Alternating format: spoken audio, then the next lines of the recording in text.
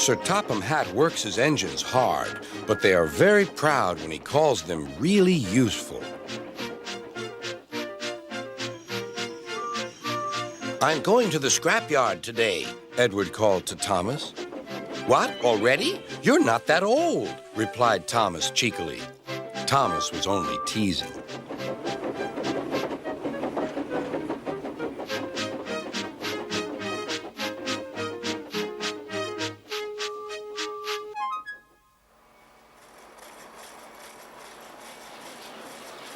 The scrapyard is full of rusty old parts and machinery. They're broken into pieces, loaded into cars, and Edward pulls them to the steelworks where they are melted down and used again.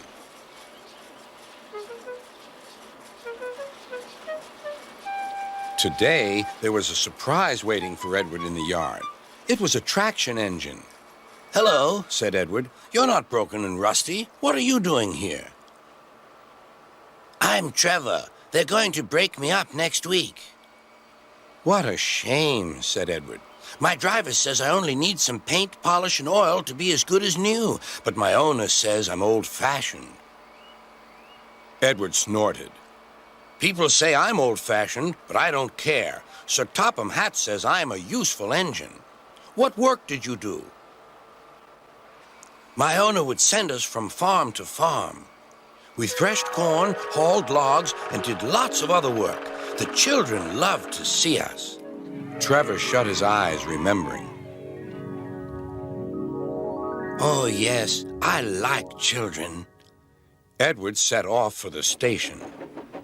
"Broken up, what a shame. Broken up, what a shame. I must help Trevor, I must."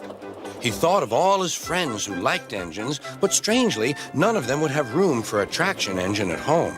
"It's a shame, it's a shame," he hissed.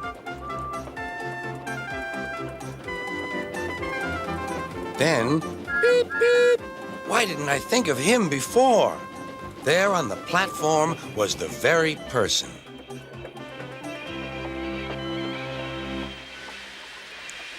"Hello, Edward. You look upset." "What's the matter, Charlie?" he asked the driver. "There's a traction engine in the scrapyard, Vicar. He'll be broken up next week. Jem Cole says he never drove a better engine." "Do save him, sir. He saws wood and gives children rides." "We'll see," replied the vicar. Jem Cole came on Saturday. "The Reverend is coming to see you, Trevor. Maybe he'll buy you." "Do you think he will?" asked Trevor. "He will when I've lit your fire and cleaned you up." The vicar and his two boys arrived that evening. Trevor hadn't felt so happy for months. He chuffered about the yard. "Show your paces, Trevor," said the vicar.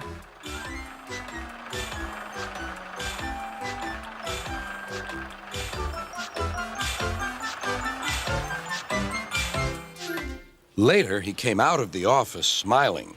"I've got him cheap, Jem, cheap."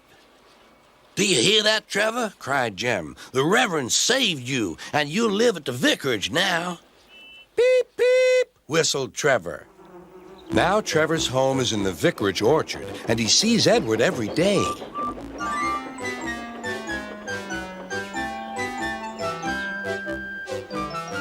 His paint is spotless, and his brass shines like gold. Trevor likes his work, but his happiest day is the church fair.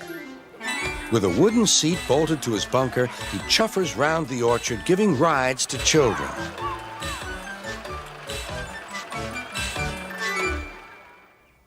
Long afterward, you'll see him shut his eyes, remembering.